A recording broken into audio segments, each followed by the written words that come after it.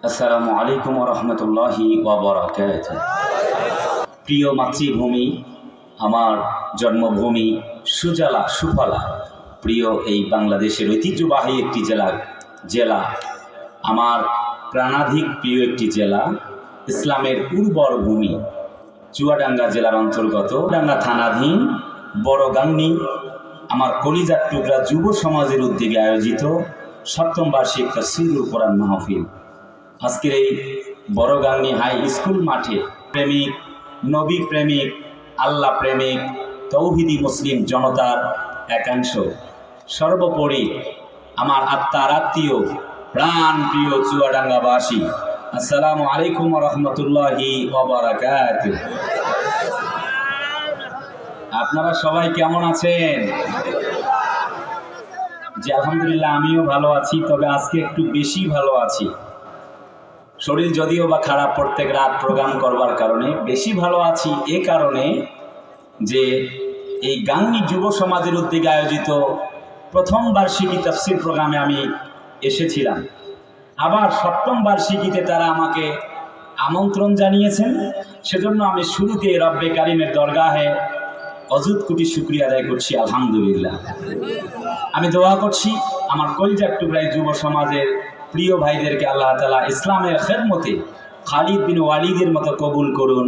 আপনারা বলুন আমিন। শুরুতেই অসংখ্য শুকরিয়া এবং সুজুদ পেশ করছি রব্বে কারিম আল্লাহ তাআলা দরগাহে, যিনি আজকের এই প্রাণবন্ত আয়োজনে আমাদেরকে কবুল করেছেন এবং পৃথিবীর শ্রেষ্ঠ নেয়ামাত আমাদেরকে দান করে শ্রেষ্ঠতম মাখলুকাত বানিয়েছেন। এই সৃষ্টির শ্রেষ্ঠতম মাখলুকাত হবার কারণে প্রার্থনা করবার প্রয়োজন আমাদের হয়নি, তবুও তিনি বানিয়েছেন। যে আল্লাহ তাআলা আমাদেরকে সৃষ্টির শ্রেষ্ঠতম মাখলুকাত বানিয়ে আজকের এই বরকতময় রজনীতে, বরকতময় অনুষ্ঠানে আমাদেরকে কবুল করেছেন, সেজন্য বক্তা, শ্রোতা, committee, everyone, all praise is due to Allah, master of the worlds, সবাই মিলে glorify the name of your lord, আল্লাহর নামে সুজুদ পেশ করছি, একযোগে বলছি আলহামদুলিল্লাহ। সাইদুল ভাই মঞ্চে আসছে না? প্রিয় উপস্থিতি, রাসূলুল্লাহর প্রতি দরুদ আর সালাম পাঠ করছি, যিনি মানবতার মহান শিক্ষক, সৈয়দুল কাওনাইন, আখিরি নবী, as a religious teacher, as a leader, as a founder, as a lawgiver, as a lawmaker, as the reformer of the society, Muhammad sallam is the superman of the world. সে মানবতার মহান শিক্ষকের প্রতি দরুদ সবাই মিলে বলছি সাল্লাল্লাহু আলাইহি ওয়াসাল্লাম। প্রিয় উপস্থিতি, আজ আমি খুবই গুরুত্বপূর্ণ একটি বিষয় নিয়ে কথা বলবার জন্য এরাদা করেছি, আর সেটি হচ্ছে আল্লাহ তাআলার পথে সংগ্রাম।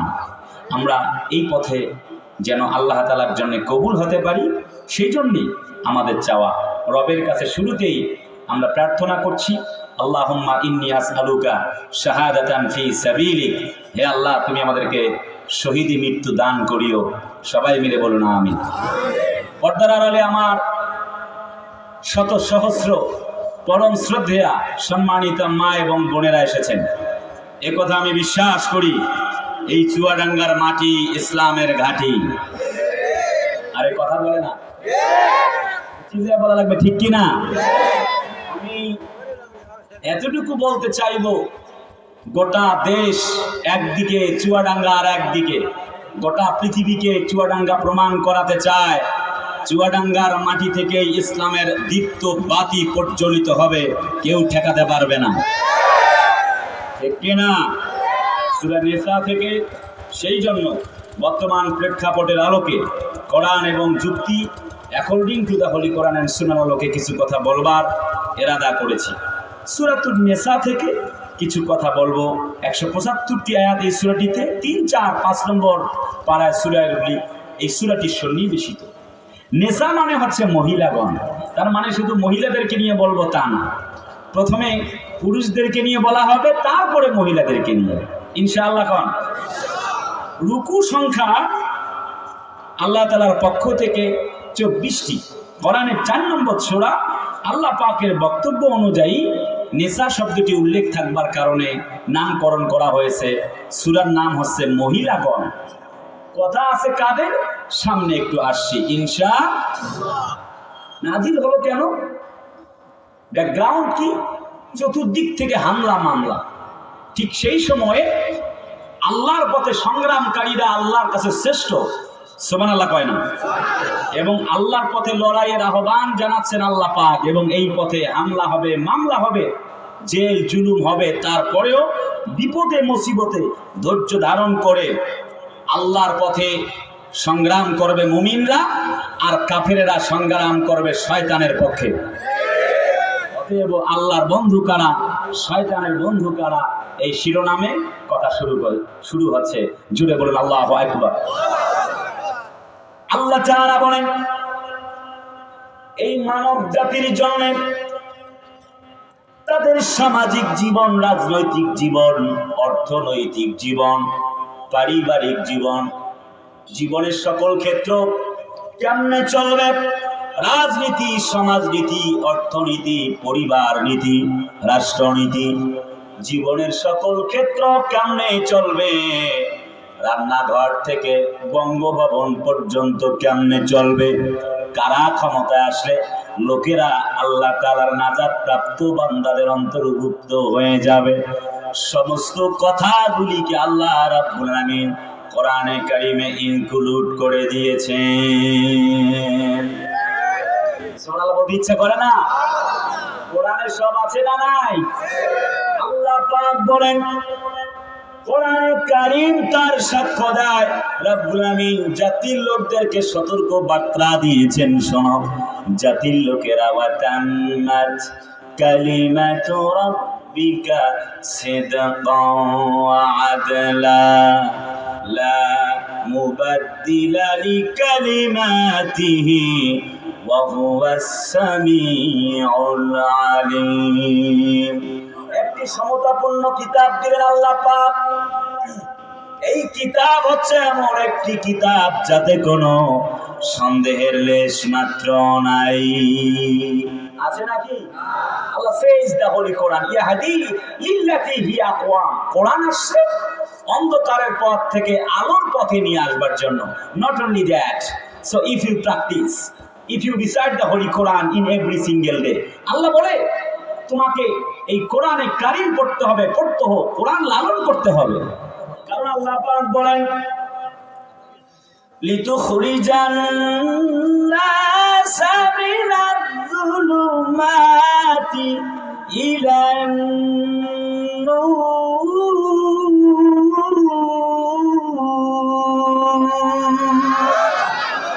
আল্লাহ পাক বলেন, এই কোরআন এই জন্য নাজিল করেছি যাতে করে অন্ধকারের পথ থেকে মানুষগুলি আমি আল্লাহর কোরআনের পথে, জান্নাতের পথে আসতে পারে। বন্ধুরা আমার, কলিজার টুকরা আপনজনেরা, কোরআনে কারীম আল্লাহ নবীজি দাওয়াত দিচ্ছেন আল্লাহর পক্ষে যুদ্ধ করবার জন্য। শয়তান এই কথা বক্তব্য শোনায়, আমার পথে লোক তোমরা লড়াই করো। আল্লাহ রাব্বুল আমিন সেই কথাগুলি বলেছেন, কি হবে তাহলে আমার পথে যুদ্ধ করলে লাভ কি হবে? চতুর্দিক থেকে যখন প্যান্ডামিক সিচুয়েশন চলে, আয়াতে কারিমাটি নাজিল হয়ে গেল। ঠিক সেই মুহূর্তে কাবার চত্বরে হযরত নবীজির প্রিয়তম সাহাবী, তার যখন শ্বশুর আবু বকর রাদিয়াল্লাহু তাআলা আনহুকে কাবার চত্বরে ফেলে পিটানো হচ্ছিল। এই তো 2 মাস পূর্বে সদ্য আমি মক্কাতুল মুকাররমা থেকে ফিরে এসেছি। ইতিহাস পড়বার পরে জায়গাটাকে মিলিয়েছি। হযরত আবু বকরকে কাবার চত্বরে ফেললেন, পিটাতে আরম্ভ হয়ে গেল। চাবুক দিয়ে এমন করে মারছেন, মারতে মারতে হযরত আবু বকরের শরীর থেকে রক্তগুলি ঝরছে, বৃষ্টির পানির মতো ফোঁটা রক্তের পড়ছে। একটি পর্যায়ে চাবুক দিয়ে মুখের মধ্যে মারা হচ্ছে। এই দাড়িগুলি ছিঁড়ে ছিঁড়ে জমিনে পড়ে যাচ্ছে। হযরত আবু বকর রাদিয়াল্লাহু তাআলা আনহুর নাকটা ফেটে গেল, বোচা হয়ে গেল, মুখটা কোনোভাবে চেনা যায় না। এত বেশি প্রহার করেছেন ব্যাট দিয়ে। হযরত আবু বকরের শরীরটা কুৎসিত হয়ে গেছে, তাকে কোনোভাবে আর চেনা যায় না, কালো কালো কুৎসিত হয়ে গেছে চেহারাটা। হযরত নবীজির সাহাবী আবু বকর রাদিয়াল্লাহু তাআলা আনহু তখন পর্যন্ত এই আয়াতে কারিমার স্মরণ করছিলেন, ও রব্ব আর কখন আসবে আল্লাহর সাহায্য। আয়াতে কারিমাটি ঠিক সেই সময় নাজিল হয়েছে, আল্লাযীনা আমানু ইউকাতিলুনা ফি সাবিলিল্লাহি والذين كفروا يقاتلون في سبيل الطاغوت فقاتلوا أولياء الشيطان إن كيد الشيطان كان ضعيفا জোরে বলি আল্লাহু আকবার। হযরত আবু বকর রাদিয়াল্লাহু তাআলা আনহু কোরআনে কারীমের আয়াতটি তিনি আবৃত করলেন, নিজে নিজে আবৃত্তি করে তিনি শুনতে লাগলেন, নিজেই পড়ছেন নিজেই শোনেন। যারা আল্লাহর রাস্তায় জিহাদ করে তারা আল্লাহর বন্ধু, যারা শয়তানের রাস্তায় জিহাদ করে তারা হলো শয়তানের বন্ধু। অতএব তো আমি আল্লাহর বন্ধু হতে চাই, শয়তানের বন্ধু হতে পারি না। হযরত আবু বকরকে রক্তাক্ত করে জমিনে শুইয়ে ফেলায় দেওয়া হলো, আর কোনদিন অভিযোগ করলেন না। তিনি ভাবলেন আমার দেহ যেতে পারে। আল্লাহ নবীজি জেল খেটেছেন, নবীজি এত বেশি কষ্ট করেছেন ইসলামের জন্য, কোরআনের জন্য, আল্লাহর দ্বীনের জন্য। আমি আবু বকর কয়েক ফোঁটা রক্ত ফোটালে পড়ালে আর কি হয়তো লস হবে, কিছুই হবে না। আমি আবু বকরের মতো মানুষ মরলে পরে আমার কারণে আমার রক্তের ফোঁটা যদি এক ফোঁটা রক্তের বদলা যদি আমার জন্য ইসলাম যদি কায়েম হয়ে যায়, আমার তো কোনো আপত্তি থাকবার কথা না। আমি আবু বকর একবার নয়, দুবার নয়, 1000 বার জীবন দিতে পারি, একটি মুহূর্তের জন্য আল্লাহর বন্ধু হওয়া থেকে বিরত থাকতে পারি না। আল্লাহ তাখাফু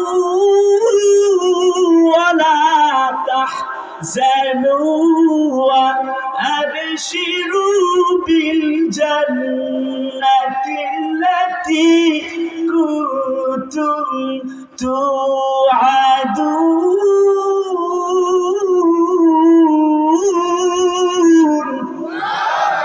আরেকটু জোরে কান দেখে আল্লাহু আকবার।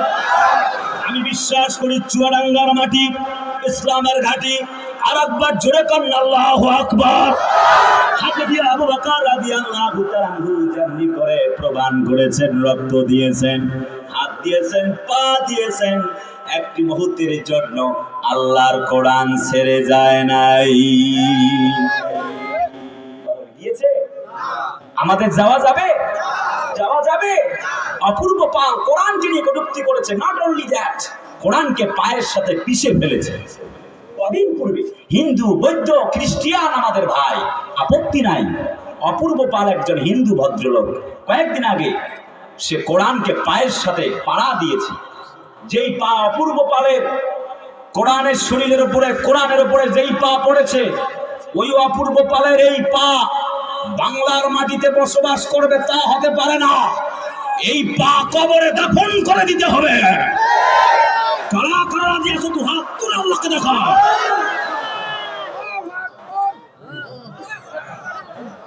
দেখি চুয়াডাঙ্গা না অন্য কোন জেলা তাকবীর। আমি এখনো কিছু বলি নাই, আমাকে আজ কিছু হক কথা বলতেই হবে। অনেক বলে হুজুর কানে কানে কা হুজুর রাজনীতি করেন না। আরে বেটা, রাজনীতি কি out of syllabus, out of Quran? বেটা জাহেল, কিচ্ছু বোঝো না। কোরআন রাজনীতি দিয়েই সাজানো। আরে কথা কয় না কে? বলতেছিলাম হযরত আবু বকরকে খবর দেওয়া হবে ইসলামের জন্য, কোরআনের জন্য। আর কিছু চাওয়া আছে নাকি? হযরত আবু বকর বলেন, একবার নয়, আমার জীবনটা যদি একাধিকবার কোরবান হয়ে যায়, কথা দিচ্ছি আল্লাহর কোরআনকে একা ফেলে রেখে যেতে পারি না। জুবাইর ইবনে আওয়ামকে ধরা হলো। বেটা জুবাইর ইবনুল আওয়াম, বেটা বল তো তুই কি কোরআন ছাড়বি, মোহাম্মদের কালেমা ছাড়বি? সে বলছে নো নেভার, কখনো নয়। It's impossible subject for me because this is the book where there is no doubt in it who those আর পারবত তাকে। তোমরা জানো না যালিকাল কিতাব লা রাইবা ফি, এই কিতাবে কোনো সন্দেহ নাই। The original book in the world. So if you practice, if you recite the Holy Quran in every single day, every day, all praise is due to Allah, Master of the worlds. আমার রব আল্লাহ, কোরআন আল্লাহ, অতএব আমি তো নিজেও আল্লাহ। সুবহানাল্লাহ কি বলছে? He is Allah who is on. He neither begets nor to him any equivalence. তিনি ছাড়া তো আমার আর কেউ নেই, আমি সে আল্লাহর তো হতে চাই। হযরত জুবাইর ইবনে আওয়ামকে ধরা হলো শীতের দিন, গায়ে ছিল একটি চাদর, চাদর দিয়ে পেঁচিয়ে রশি দিয়ে বাঁধা হলো, নাক কান পর্যন্ত বেঁধে ফেলা হলো। নাকটা ভেসকে গেল, নিঃশ্বাসটা বন্ধ হতে চলেছে। কোন রকমে মুখ থেকে একটি শব্দ আওয়াজ করে বলছেন আল্লাহু আহাদ। ও কাফের বেঈমানেরা মনে রেখো, আমি জুবাইর ইবনুল আওয়াম একবার নয় দুবার নয় আল্লাহর জন্য কয়েকবার সাক্ষাৎ করতে চাই। তোমরা আমাকে চাদর মুড়ি দিয়ে রশি পেঁচিয়ে আমার তোমরা জীবনটাকে ধ্বংস করে দিতে পারো, ঈমানটাকে ধ্বংস করতে পারবা না। আমি তো আল্লাহকে বন্ধু বানিয়ে নিয়েছি। আল্লাহকে বন্ধু বানাবার কারণে যদি জীবন দিতে হয়, যদি হাত দিতে হয়, জীবন দিতে হয়, দিতে পারি। একটি মুহূর্তের জন্য আল্লাহর কোরআন ছেড়ে দিতে পারি না।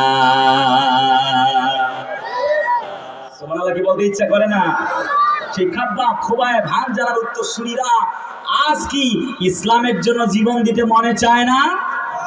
সে আবু বকরের উত্তরসূরি, জুবাইর ইবনুল আওয়ামের উত্তরসূরি, আমরা হানজালা, হযরত বেলাল, হযরত খাব্বাব, খুবাইবের উত্তরসূরি। যদি ইসলামের জন্য, কোরআনের জন্য, যদি আল্লাহকে বন্ধু বানাতে গিয়ে জীবনের কয়েক বছর নয়, যদি কয়েক লক্ষ বছর যদি আমরা হায়াত পাই, যদি আমাদেরকে জীবন দেওয়া লাগে আমরা রাজি আছি। যদি ইমামে আজম আবু হানিফার মতো যদি আমাদেরকে জীবন দেওয়া লাগে আমরা রাজি আছি। ইসলামের জন্য, কোরআনের জন্য হযরত বিশ্বনবীর মতো জেল খাটতে হয় আমরা রাজি আছি। যদি হযরত আবু বকরের মতো জেল খাটতে হয় আমরা রাজি আছি। যদি হযরত ওমরের মতো যে জিব্বা দিতে হয় আমরা তাও রাজি আছি। যদি হযরত বিশ্বনবীর সাহাবীদের মতো যদি আমাদেরকে করাঘাত করা হয় আমরা রাজি আছি। আল্লাহর এই জমিনে আল্লাহকে বন্ধু বানাতে গিয়ে যদি চেচনিয়া, বসনিয়া, আফগানিস্তান, ফিলিস্তিন, Myanmar, Nigeria, Bulgaria, Kashmir, Lebanon, এমনকি বাংলাদেশের যারা তরুণ মুজাহিদ, মর্দে মুজাহিদ, রাহবারে নিজামিরা, রাহবারে সাইদিরা, রাহবারে শহীদ আব্দুল কাদের মোল্লাদের মতো, যদি আমাদের প্রিয় নেতা শহীদ কামরুজ্জামানের মতো, যদি আমাদের সেই নেতৃবৃন্দের মতো ইসলামের জন্য, কোরআনের জন্য যদি জীবন দেওয়া লাগে আমরা রাজি আছি। যদি আমাদেরকে হযরত আবু বকরের মতো এমনি করে পেটানো হয় আমরা রাজি আছি। যদি আল্লাহকে বন্ধু বানাতে গিয়ে হযরত জুবাইর ইবনুল আওয়ামের মতো যদি আমাদেরকে রশি দিয়ে বেঁধে আমাদের শরীর থেকে হাত পা যদি টুকরা টুকরা করে ছিন্ন বিচ্ছিন্ন করে দেওয়া হয় আমরা রাজি আছি। আল্লাহর নবীর মতো করে জেল খাটতে পারি। হযরত ইমামে আজম আবু হানিফার মতো 8.5 বছর জেল খাটতে পারি। বিশ্বনন্দিত আলেমে দ্বীন তাম পৃথিবীতে যদি কোরআনের দর্শ দেন, আমাদের প্রিয় জাকির নায়েকের মতো যদি দেশ ছাড়া হতে হয় আমরা রাজি আছি। যদি আমাদের প্রিয় কলিজা মিজানুর রহমান আজহারির মতো যদি দেশ ছাড়া করতে হয় আমরা রাজি আছি। যদি প্রিয় বক্তা আমির হামজার মতো 3 বছর জেল খাটতে হয় আমরা রাজি আছি। যদি আমাদের কলিজার টুকরা, আমাদের প্রাণ আল্লামা মামুনুল হকের মতো যদি আমাদেরকে 3টি বছরের বেশি জেল খাটতে হয় আমরা রাজি আছি। এই জমিনে আল্লাহকে প্রভু মেনে, আল্লাহকে বন্ধু ভেবে যদি আমাদেরকে সাহাবীদের মতো জীবন দিতে হয়, হাত দিতে হয়, পা দিতে হয়, শহীদ হতে হয়, রক্ত দিতে হয়, জেল খাটতে হয়, স্ত্রীকে যদি বিধবা করতে হয়, সন্তানদেরকে যদি ইয়াতীম করতে হয়, যদি আমাদেরকে শহীদানের নাজরানা পেশ করতে হয়, আমাদের শহীদ নিজামীর মতো আমরাও ফাঁসির মঞ্চে যেতে পারি। আমাদের আল্লামা সাইদির মতো 13টা বছর জেল খাটতে পারি। আল্লাহর কসম, আল্লাহর কসম, আল্লাহি তাল্লাহে বিল্লাহে, একটি মুহূর্তের জন্য আল্লাহকে ছেড়ে, আল্লাহর বন্ধুত্ব ছেড়ে একা ঘরে ফিরে যেতে পারি না, পারি না, পারি না। এই পক্ষে কারা কারা দু হাত তুলে আল্লাহকে দেখা।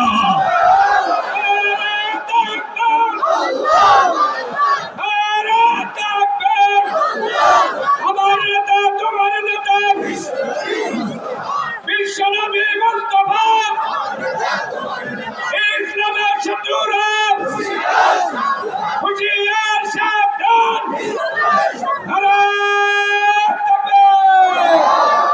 কারাগারে কাটালে 13টি বছর, বাতিলকে পেছে তোমায় দেখে থর থর। চুয়াডাঙ্গার আওয়াজ পাচ্ছি না, খুব মনটা খারাপ আজকে। চুয়াডাঙ্গা আর আসবো না, তাহলে আপনি কি আওয়াজ দেবেন না? দিবেন না? কারাগারে কাটালে 13টি বছর, বাতিলকে পেছে তোমায় দেখে থর থর। তুমি যে ছিলে মোদের নয়ন মনি, শহীদ হয়েছ তুমি এটাই জানি, অমর হয়েছ তুমি এটাই জানি। আল্লামা সাইদি তুমি মরণি, শহীদ হয়েছ তুমি এটাই জানি, অমর হয়েছ তুমি এটাই জানি। ঠিক কিনা? ঠিক কিনা? দেখো মাঝে যতদিন ছিল তব প্রাণ, বলেছিলে তুমি সেই প্রভুরই কালা। দেহ মাঝে যতদিন ছিল তব প্রাণ, বলেছিলে তুমি সেই প্রভুরই কালাম। তাই তো তোমায় ভাবি প্রতিদিনই, শহীদ হয়েছ তুমি এটাই জানি, অমর হয়েছ তুমি এটাই জানি। আল্লামা সাইদি তুমি মরণি, শহীদ হয়েছ তুমি এটাই জানি, অমর হয়েছ তুমি এটাই জানি। লিল্লাহে তাকবীর। হযরত জুবাইর ইবনে আওয়াম বলেন, দেখো কাফেরের গোষ্ঠীরা, তোমরা তো আমাকে রশি দিয়ে বেঁধেছ, আর তোমরা আমাকে চাদর দিয়ে মুড়ি দিয়েছ। কিছুক্ষণ পর হয়তো আমি শহীদ হয়ে যাব, তবে তোমরা মনে রাখো, আল্লাহর জমিনে আল্লাহর দ্বীন কায়েমের জন্য শহীদ হতেছি, জীবন দিতে পারি, তোমাদের কাছে মাথা নত করতে পারি না। আমরা প্রমাণ দেখিয়েছি, রাহবারে নিজামীরা তাই প্রমাণ দেখিয়েছে, শহীদ হয়ে গেলাম, তারপর রাষ্ট্রপক্ষের কাছে ভিক্ষা চাইতে পারি না। কথা বলে না কেন? ঠিক কিনা? এটাও প্রমাণিত হয়েছে। ওয়ালা তাকুলু লিমান ইউখতালু ফি সাবিলিল্লাহি আমওয়াত বালাহিয়া ওয়ালা কিল্লা তাশউরুন। কারা ইসলামের জন্য শহীদ হয়েছে আর কারা মুনাফিকি করে। কথা বলে না কেন? আমি শেখ হাসিনা পালাইছে এই কথা একবারও বলতে চাইবো না, কারণ শেখ হাসিনা যে পালাইছে এটা গোটা পৃথিবী জানে। আমি এখানে বলার কি দরকার আছে? তবে তোমরা যারা বলছিলা আসো খেলা হবে, খেলা হবে, প্লেয়ারটাকে শামীম ওসমানকে তো দেখাই যাচ্ছে না, এই ব্যাটায় তো সবার আগেই পালাইছে। কথা বলে না? মাঠে বল রেখে ব্যাটা পালিয়ে গেছে। আমি বলতে চাই, আমাদের প্রিয় মামুনুল হকেরা পালায় যায় নাই। আরে কথা না হয় না তো, কিছু চুয়াডাঙ্গা জেলা আশ্চর্য তো। আরে ভাই আওয়াজ দিবেন কিনা বলেন তো? আমাদের কওমি আলেম মুফতি সাখওয়াত রাজি হাফেজাহুল্লাহরা পালায় যায় নাই, আমাদের হারুন ইজহারেরা পালায় যায় নাই। কওমির মধ্যে একজন শ্রেষ্ঠ সন্তান, একজন বাবুনগরীকে চিনি, অন্যদেরকে বলবো না চিনি কিনা, তবে একজনের নাম আল্লামা জুনাইদ বাবুনগরী। আল্লামা জুনাইদ বাবুনগরী সাহেব পালায় যায় নাই। আমাদের প্রাণ মুফতি আমির হামজারা পালায় যায় নাই, জেল খেটেছেন। কথা বলতে হবে ঠিক কিনা? আমাদের রাহবারে মতিউর রহমান নিজামীরা পালায় যায় নাই, শহীদ আব্দুল কাদের মোল্লারা পালায় যায় নাই, আমাদের কামরুজ্জামানেরা পালায় যায় নাই, আমাদের আল্লামা দেলোয়ার হোসেন সাইদিরা পালায় যায় না। বুঝা গেল আলেমরা পালায় না, জালেমরাই পালায় যায়।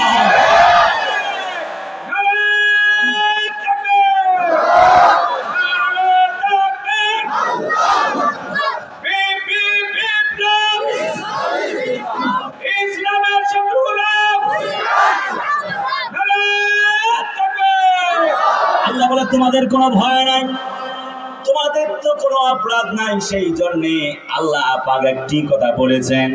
কি চমৎকার করে জাতির লোকদেরকে আল্লাহ বোঝাচ্ছেন, তোমরা কি জন্য ভয় পাও, টেনশন করো, একটুকু চিন্তা করো না। আল্লাহ পাক বলেন, আলা ইন্না নাসরাল্লাহি করিব, এই তো আসবে আল্লাহর সাহায্য খুব দ্রুতই।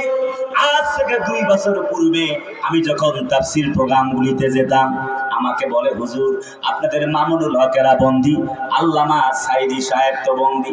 একদা একটা পর্যায়ে তিনি শহীদ হয়ে চলে গেলেন। হুজুর গো, কখন আসবে আল্লাহর সাহায্য এবং বিজয়? আমি একটি কথা বলেছিলাম, নাসরুম মিনাল্লাহি ওয়া ফাতহুন করিব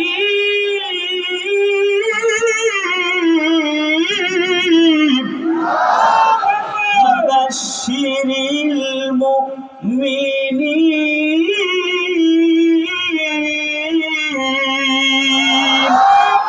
নাসরুম মিনাল্লাহ, আল্লাহর সাহায্য খুবই কাছাকাছি। ফাতুহুন করিব, আল্লাহর বিজয়টা খুবই কাছাকাছি। বিগত 17 বছরে আপনারা অনেকে বলেছিলেন কই আল্লাহ সহযোগিতা করে। অবশেষে 17 বছর পরে আমরা চাইলাম কোটা, আল্লাহ দিয়া দিয়েছে গোটা। আরে কথা বলে না ঠিক কিনা? আমরা চাইলাম পদত্যাগ, কিন্তু বেচারা লেডিস ফেরাউন মহিলা হয়ে গেল দেশ ত্যাগ। ওয়ামাকারু ওয়ামাকারাল্লাহ ওয়াল্লাহু খায়রুল মাকিরিন। আল্লাহ বলে, তারা ষড়যন্ত্র করেছিল, আমি আল্লাহ কৌশল করেছিলাম, এমন ভাবে নাটটা ঘুরায় দিয়েছি, চতুর্দিক থেকে হামলা মামলা কারগুজারি, 2000-এর বেশি সন্তান বিদায় নিয়ে চলে গেল। আল্লাহ বলে, অবশেষে আল্লাহ ইন্না নাসরাল্লাহি করিব, আমি তোমাদের দিকে তাকালাম। শোনো শোনো বান্দা, ইজা জা নাসরুল্লাহ, তোমাদের জন্য বিজয় চলে এলো। শুধুমাত্র এতটুকু বিজয় নয়, মাক্কান্না লি ইউসুফা ফিল আরব, যেমনি করে হযরত ইউসুফ নবীকে ক্ষমতার মসনদে বসিয়েছিলাম, আমি আল্লাহ চাইতেছি সামনে তোমাদেরকে ক্ষমতার মসনদে বসায়া দিব। কোরআনে কারীমে আল্লাহ বলেন, যেই দল বেশি নির্যাতিত হয় তারাই ক্ষমতায় যায়। এই কথা বল না কেন? বাংলাদেশ জামায়াতে ইসলামীর 11 জন নেতৃবৃন্দকে জমিন থেকে বিদায় করে দেওয়া হয়েছে। পক্ষান্তরে বিএনপির মাত্র 1 জন, সালাউদ্দিন কাদের সাকা চৌধুরী সাহেব। আমি কোনো বিপরীত পক্ষ সাংঘর্ষিক কোনো বক্তব্য দিচ্ছি না। আবারও বলতে চাই, বিএনপি জামাত ভাই ভাই, আমাদের মাঝে কোনো দ্বন্দ্ব নাই। বন্ধুরা আমার, রাজনৈতিক বক্তব্য ভাববেন না। তার মানে ব্যাপারটা হলো, আমাদের শহীদে নিজামী কামরুজ্জামান কাদের মোল্লা সহ, শহীদ গোলাম আজম সহ অসংখ্য ওলামা হযরত জমিন থেকে বিদায় নিয়ে চলে গেল। সূত্র অনুযায়ী আলা ইন্না নাসরাল্লাহি করিব, চতুর্দিক থেকে যখন রিকশাওয়ালা, পুলিশ, সাংবাদিক, চাকরিজীবী, পেশাজীবী, বুদ্ধিজীবী, ছাত্র সমাজ, এমনকি 4টা বিশ্ববিদ্যালয়ে ডাকসু, রাকসু, চাকসু, যেদিকে নির্বাচন হয়ে গেল, আর জাতির লোকেরা, ছোট্ট সোনামণিরা, আমার কলেজের কলিজার টুকরা ভাইরা, জুব্বাওয়ালা, টুপিওয়ালা, মুন্সি, হুজুর নয়, শার্ট প্যান্ট পরা, খাড়ায় মতে, এমন যুবকগুলা ভোট দিয়েছে শিবিরকে। আরে কথা বলে না রে? সেই মেয়েগুলি চলে ওইভাবে, বোরকাও পরে না, ঠিকভাবে মানে ওড়নাও ব্যবহার করে না, কিন্তু মানবিক দৃষ্টিকোণ থেকে তারা যখন মানবিক চারিত্রিক দিক থেকে দেখেছেন, ওই যে তারাই ভালা, এই জন্য ছাত্র বন্ধুরা পর্যন্ত ভোট দিতে তাদেরকে বলে নাই। তার মানে ছাত্র বন্ধুরা এমনি করে 4টি বিশ্ববিদ্যালয়ে ভোট দিয়ে প্রমাণ করতে তারা চেয়েছে, দেশের মানুষ তোমরা বুঝা লইয়া যাও, আগামীর বাংলা তোমরা বলতেছো হুজুরেরা পারবে না। তোমরা একটু লক্ষ্য করে দেখো, ঢাকা বিশ্ববিদ্যালয়ের মতো মাটিতে এস.এম. ফরহাদ, এরপরে আমাদের সাদিক কায়েম, এরপরে হচ্ছে সর্বমিত্র চাকমা, একটা হলো কি মানে অন্য ধর্মের আমাদের কলজার ভাই সর্বমিত্র চাকমা, অন্য ধর্মের ব্যক্তি, সেও এখন ইসলামের সাথে থাকতে থাকতে ইসলামের আদর্শের প্রতীক হয়ে গেছে। আমার তার মানে 4টা বিশ্ববিদ্যালয়ের ছাত্রছাত্রীরা প্রমাণ করে দিয়েছে এবং তাদের কর্মকাণ্ড এখন আমাদের সাথে পরিলক্ষিত হয়েছে। সাদিক কায়েমেরা ঢাকা বিশ্ববিদ্যালয়কে একটি পরিষ্কার ক্লিন বিশ্ববিদ্যালয়, একটি সেখানে মদ গাঁজা এবং ফেন্সিডেলিয়াবেন দুর্নীতিমুক্ত বাংলাদেশ উপহার দিতে পেরেছে বিশ্ববিদ্যালয়। তারা যেন একটি মেসেজ দিতে চেয়েছে, তার মানে সাদিক কায়েমরা যদি পারে, সাদিক কায়েমদের ওস্তাদ আল্লামা সাইদির উত্তরসূরি ডাক্তার শফিকুর রহমানেরাও বাংলাদেশটাকে সাজাতে পারবে। অনেকে বলেন বেটা হুজুররা মাথায় দাও টুপি আর লম্বা জামা গায়ে দাও, দেশটা খাইলো হুজুরেরাই। কথা বলে কয় কাপড়ের দাম বাড়াইলো হুজুরেরা, কয় না? কয় কিনা? কয় বেটারা তোমরা টুপি মাথায় দিয়ে থাকো, দেশ চালাইবা কেমনে? আমি বলি শেখ হাসিনা খালায় দেশ চালাইছে কেমনে? ওই বেটি কি ইঞ্জিনিয়ার? কথা না বলে তো এই বাবারা কন, শেখ হাসিনা খালা কি ইঞ্জিনিয়ার ছিল? খালেদা জিয়া আমার মা, উনি কি ইঞ্জিনিয়ার, ডাক্তার, মাস্টার, প্রফেসর? তার মানে বোঝা গেল শেখ হাসিনা খালা চালাইছে, আমাদের খালেদা জিয়া মা চালিয়েছেন। তারেক জিয়া উনি কি ইঞ্জিনিয়ার, প্রফেসর, ডক্টর? উনি যদি চালাতে পারে, তার মানে এই যে আব্দুল কুদ্দুস সিদ্দিকীরা মৌলবীরাও দেশ চালাতে পারবে। বলবেন হুজুর কেমনে? আমি বলবো তারা চালাইছে বেতন দিয়া আর ডান্ডা দিয়া। কথা না বুঝলে তো হয় না, আরে চিল্লায় বলো না, ঠিক কিনা? বেতন দিয়েছে। যদি জনগণ কথা না শোনে তাহলে আমার কলজার টুকরা দেশের দর্পণ পুলিশ ভাইদেরকে দিয়ে আমাদেরকে পিটাইছে। এখানে পুলিশ ভাইয়েরা আছে, আপনারা মন খারাপ করেন না, আপনাদেরকে লক্ষ্য করে বলছি না, I am extremely sorry for that.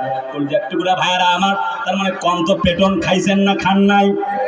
আরে কথা বলে বন্ধুরা আমার, তার মানে আপনারা যদি আমাদেরকে জিজ্ঞেস করেন হুজুর শেখ হাসিনা চালাইছে বেতন দিয়া আর পেটন দিয়া, আপনারা কেমনে চালাবেন? আমি বলতে চাই আমরাও চালাবো বেতন দিয়া আর কোরআন দিয়া। বলবেন হুজুর সেটা কেমনে? আমি বলবো আমার পুলিশ ভাইদেরকে আমরা বেতন দেব, ওনারা চোরকে ধইরা নিয়ে আসবে, চোরকে বাঁধবে, শুধু অর্ডার দেব কোরআন দিয়া, আর সারি কুয়া সারে কাতু ফাক্তাউ আইদিয়া হুমা। আল্লাহ এখানে মুজাক্কার এবং মুয়ান্নাসের সিগা ব্যবহার করেছেন, পুরুষ এবং নারী, চোর এবং সুন্নি। যে চুরি করেছে হাত কাট। আল্লাহর কসম, হাত যদি কাটা হয়ে যায়, সূরা মায়েদা 37 নম্বর আয়াত, এই বাংলাদেশে আর একটা চোর খুঁজে পাওয়া যাবে না। আর একটু নিচে নামবো, অনেক কড়া কথা আজকে, খবর আজকে আছে, কথা বলে না কেন? যা আছে কপালে হবে কাল সকালে, আজ আমাকে সব কথা বইলে যাওয়া লাগবে। তার মানে হলো যেই ব্যক্তিটাকে সোহাগ নামের কলিজার টুকরা ভাইটাকে পাথর ঢেলে হত্যা করেছে, কথা বলে না, কোন দল করেছে তা বলবার আমার কোনো দরকারে নাই, ডন কেয়ার। যেই বেটা করেছে ওই বেটারে ধর। আল্লাহর কোরআন বলে আন্নান নাফসা বিন নাফসি ওয়াল আইনা বিল আইনি ওয়াল আনফা বিল আনফি ওয়াল উজনা বিল উজনি ওয়াল কতলা বিল কতলি। কানের বদলে কান, নাকের বদলে নাক, হত্যার বদলে হত্যা, দাঁতের বদলে দাঁত, নাকের বদলে নাক। তার মানে হচ্ছে যেই ব্যক্তিটাকে এমনি করে সোহাগ নামের ভাইটাকে পাথর ঢেলে হত্যা করা হয়েছে, ঠিক কোরআনের বিচার অনুযায়ী ওয়াল কতলা বিল কতর, আল্লাহর কসম যদি যে ব্যক্তিটাকে পাথর ঢেলে হত্যা করা হয়েছে, ঠিক পাথর ঢেলে জনসম্মুখে সোহরাওয়ার্দী উদ্যান অথবা এই সেই ঢাকার বাইতুল মোকাররমের সামনে যদি তাকে হত্যা করা হতো, আল্লাহর কসম কোন রাজনৈতিক দলের আর কোন কুলাঙ্গারের বাচ্চা কাউকে পাথর ঢেলে হত্যা করার সাহস পেত না।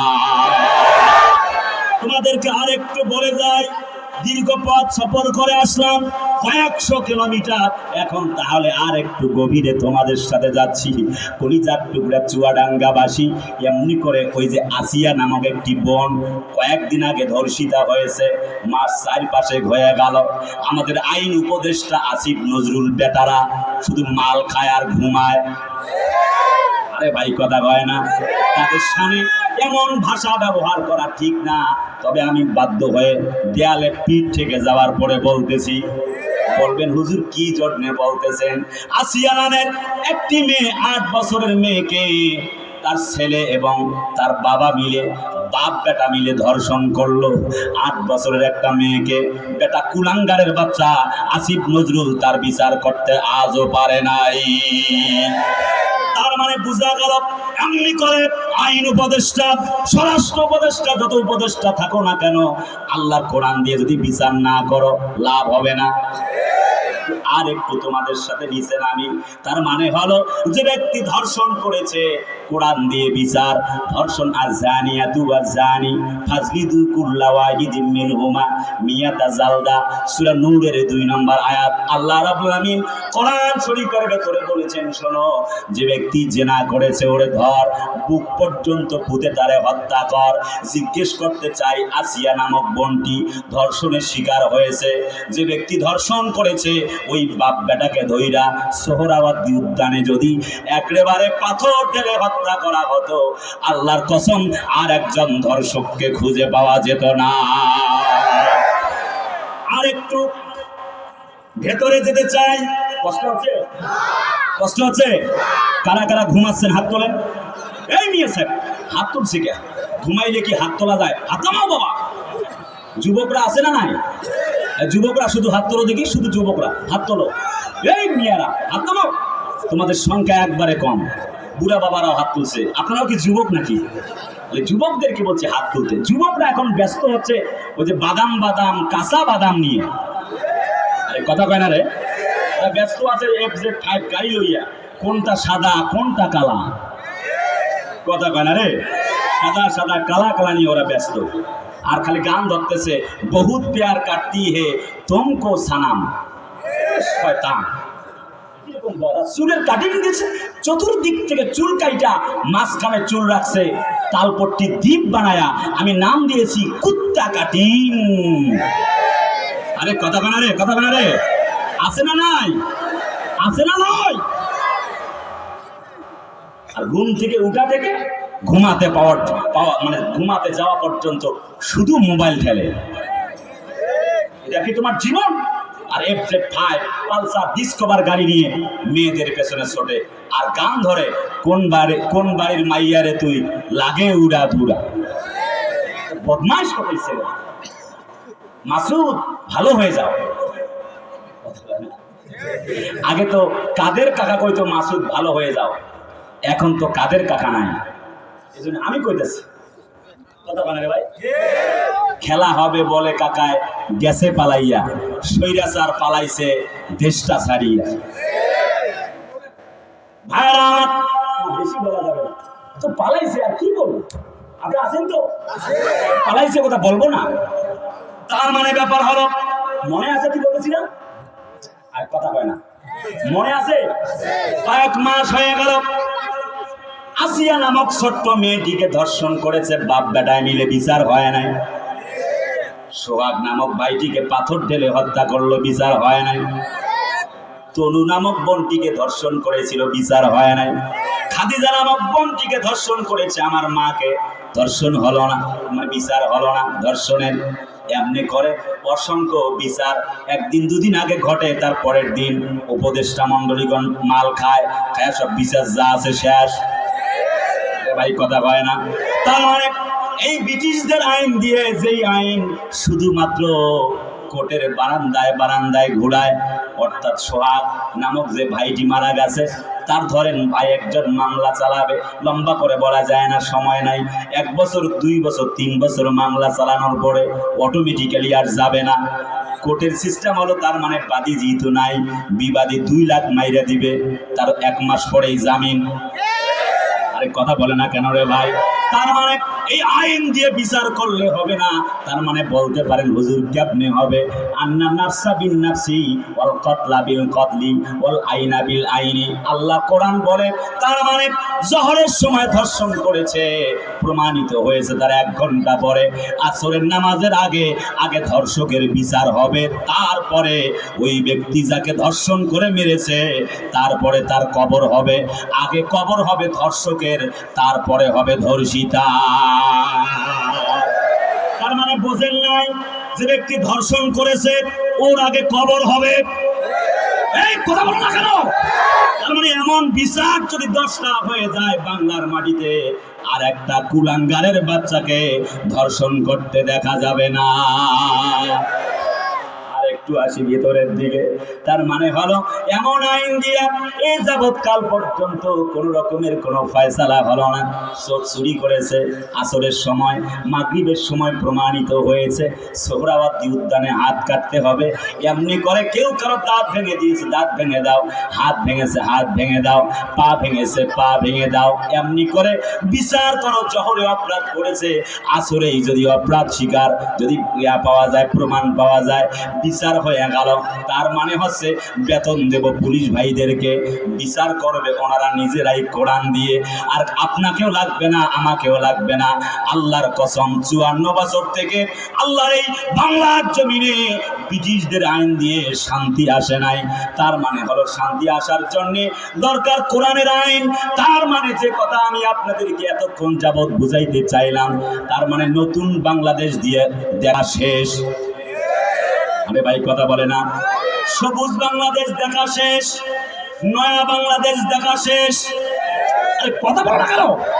ডিজিটাল বাংলাদেশ দেখা শেষ, আমার তোমার বাংলাদেশ দেখা শেষ।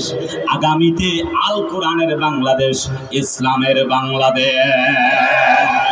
ওয়াকানা হাক্কান আলাইনা নাসরুল মুমিনিন। আল্লাহ বলে আমার সাহায্য আসবে যদি তোমরা ইসলাম মানো, কোরআন মানো, যদি তোমরা মুমিন হতে পারো। কলিজার টুকরা ভাইয়ারা আমার, তার মানে ব্যাপারটা দাঁড়ায় গেল আল্লাহর কোরআন মানতে হবে। আল্লাহ পাক বলেন যালিকাল কিতাবু লা রাইবা ফীহি হুদাল লিল মুত্তাকিন। আল্লাহ বলে এটা এমন একটি কিতাব যাতে কোনো সন্দেহ নাই। কোরআনে কারিমে আল্লাহ পাক আরো বলেছেন ইন্নাল্লাহা আশতারা মিনাল মুমিনিনা আনফুসাহুম ওয়া আমওয়ালাহুম বিআন্না লাহুমুল জান্নাহ ইউকাতিলুনা ফি সাবিলিল্লাহি ফায়াকতুলুনা ওয়া ইউকতালুন। নিশ্চয়ই আমি আল্লাহ ক্রয় করে নিয়েছি তোমাদের জান এবং মালের বিনিময়ে জান্নাতকে দিব। আমি আল্লাহ তোমাদের কাছ থেকে জান আর মালটা চাই, বিনিময় হিসাবে আমি আল্লাহ তোমাদেরকে জান্নাতের মালিক বানায়া দিব।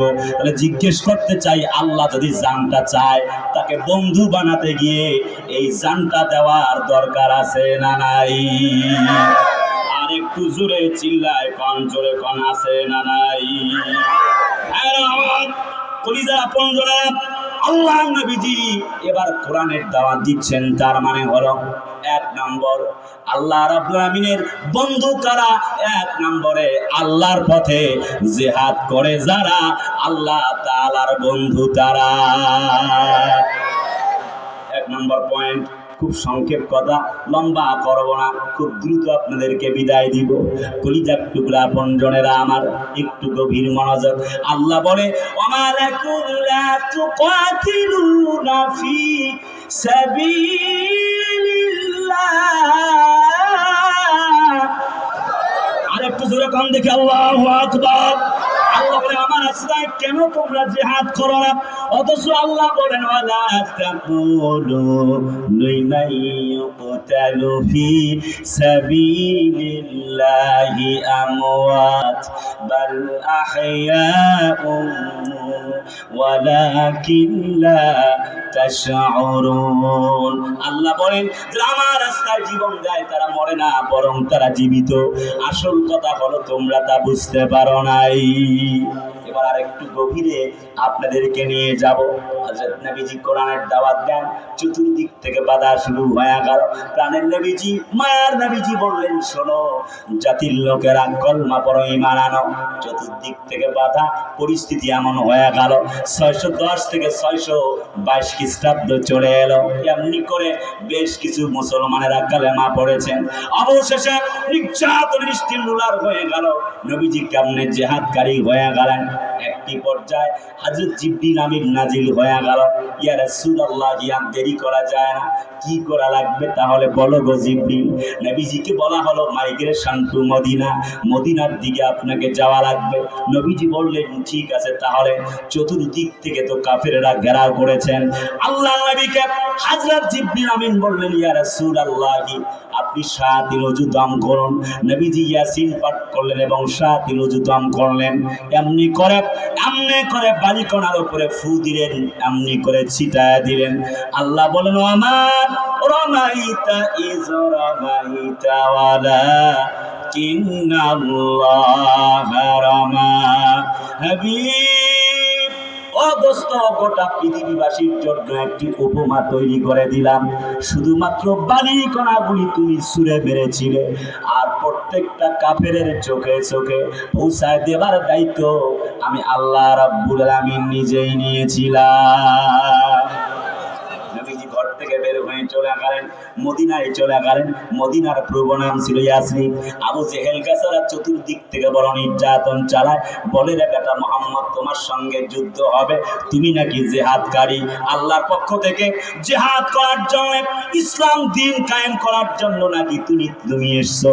আল্লাহ পাক কোরআনে কারীমে সে আয়াত তুলে ধরলেন, হুয়াল্লাযী আরসালা রাসূলাহু بالهدى ودين الحق ليظهره على الدين كله ولو كره المشركون।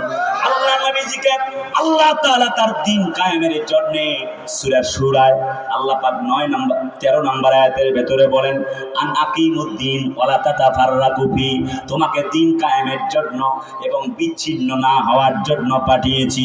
সূরা সফের 9 নম্বর আয়াত আল্লাহ বলেন, লিউযহিরাহু আলাদ দীনি কুল্লি, তোমাকে সকল দিনের উপরে, ইসলামকে উপরে উঠাবার জন্য তোমাকে পাঠিয়েছি গো হাবিব। শোনো গো নবীজি, তুমি তো থেমে যেতে পারো না।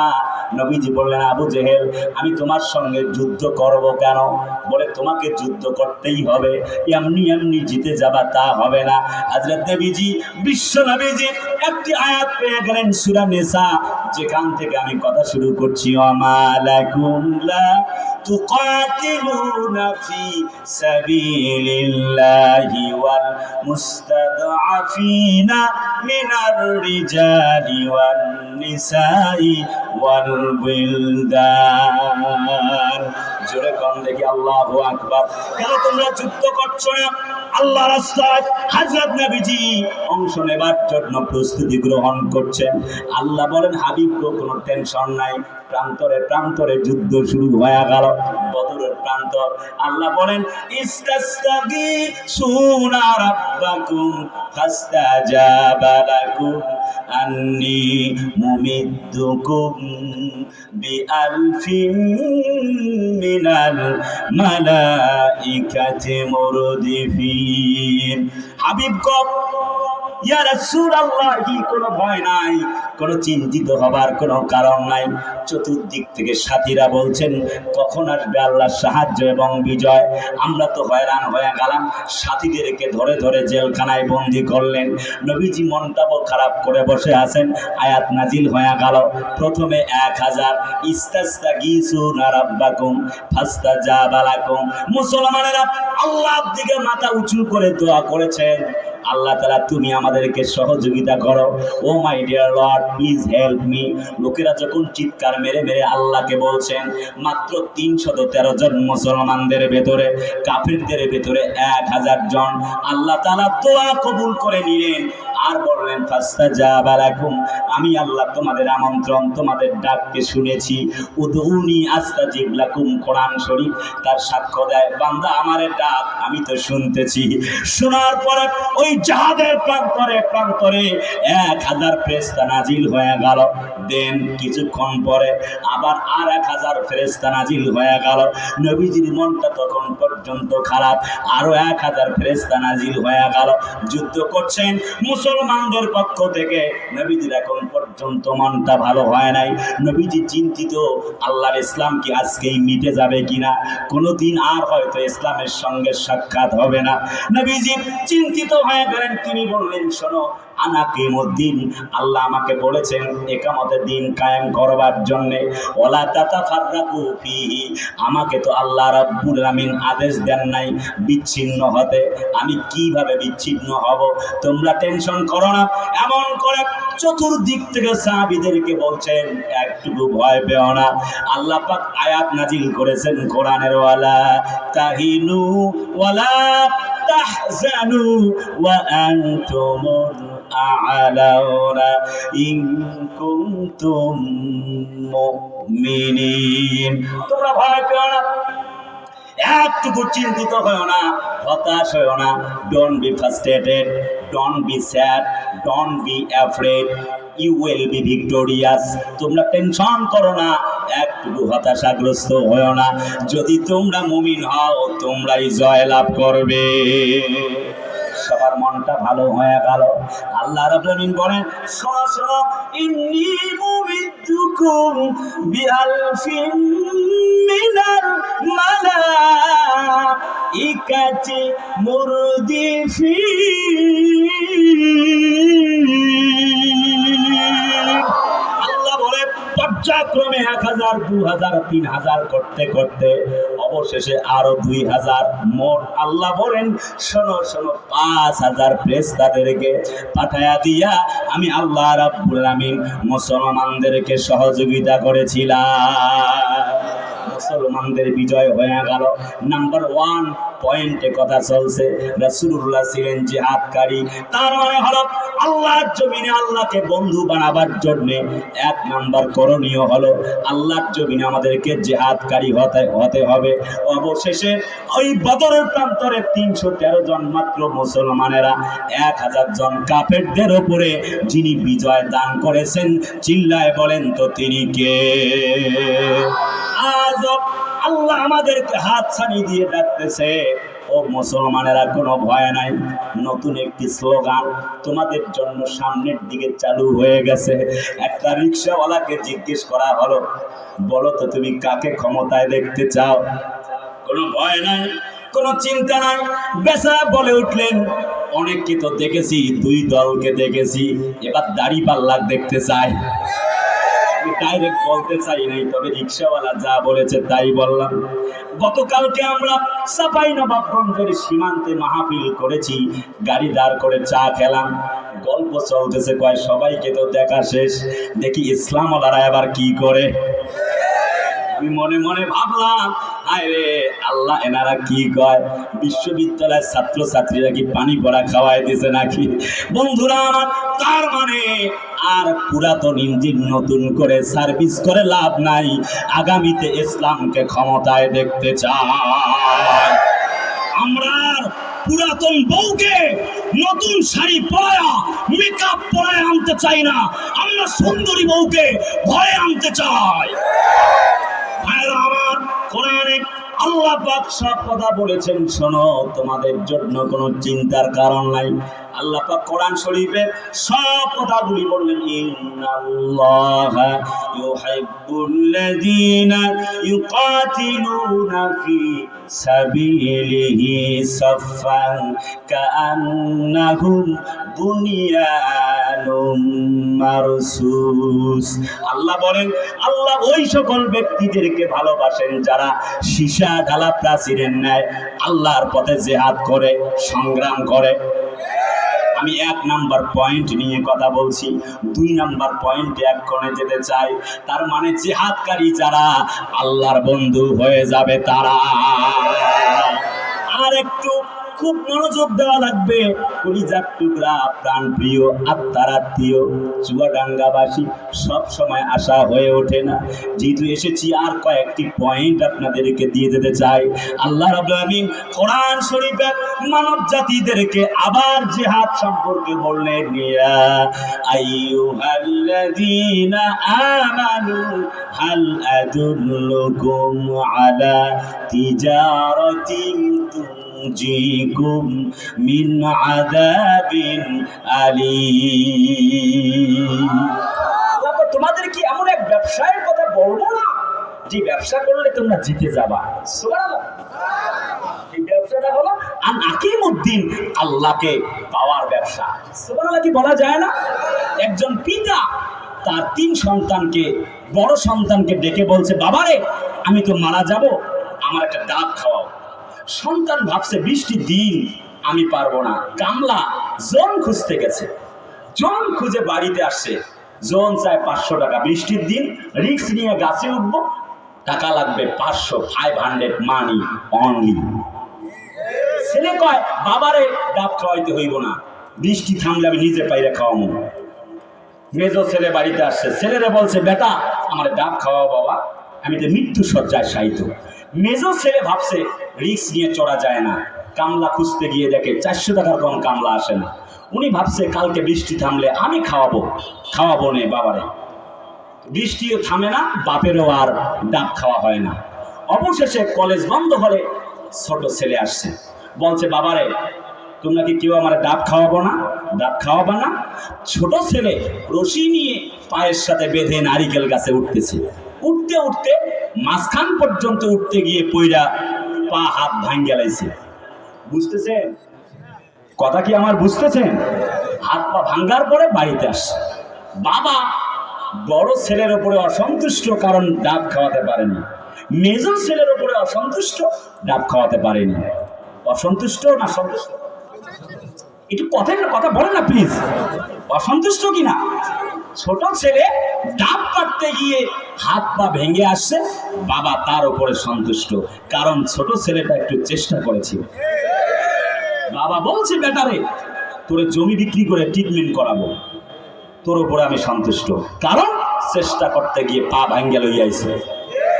আচ্ছা বলেন তো, বুঝে থাকলে বলেন তো দেখি, যে ব্যক্তি 2 ভাই বড় আর মেজোটা ডাব খাওয়ানোর চেষ্টা না কইরা ঘরে বসেছিল, ওর ওপরে বাপ সন্তুষ্ট না অসন্তুষ্ট?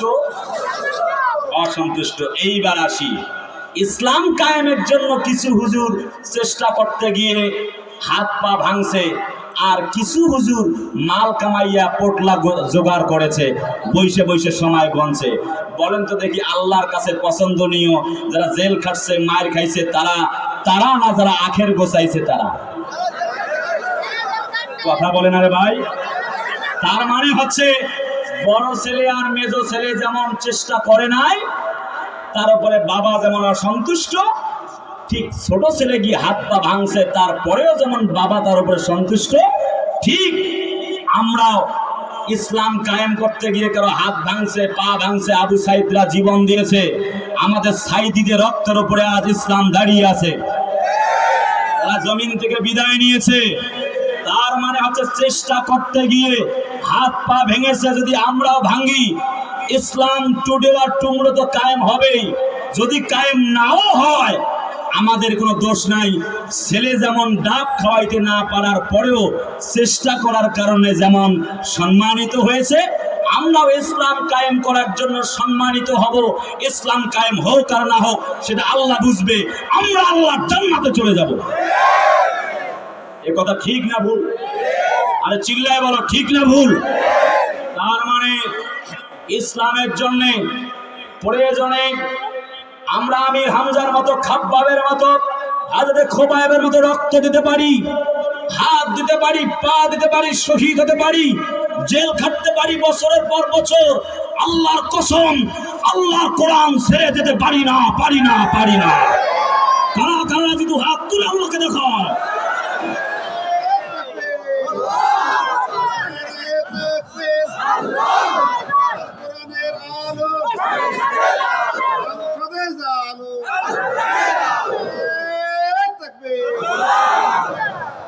কলিজার টুকরা আপন জড়ে না, শুরুতে বলা লাগতো, শুরুতে হলে যে চাদরটা দিয়ে দিতাম, এখন কেন আলোচনার মাঝখানে এটা করলে মুশকিল কথা।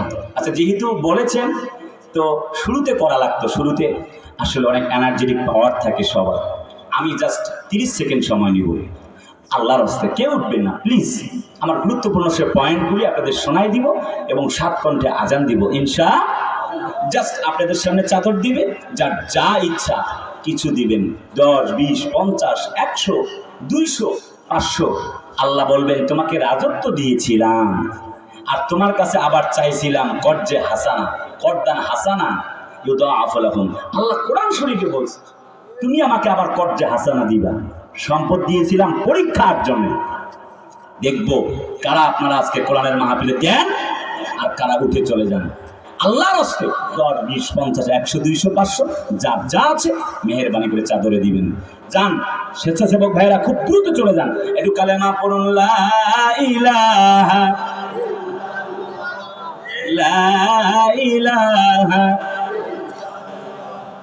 शान में सबसे जुदा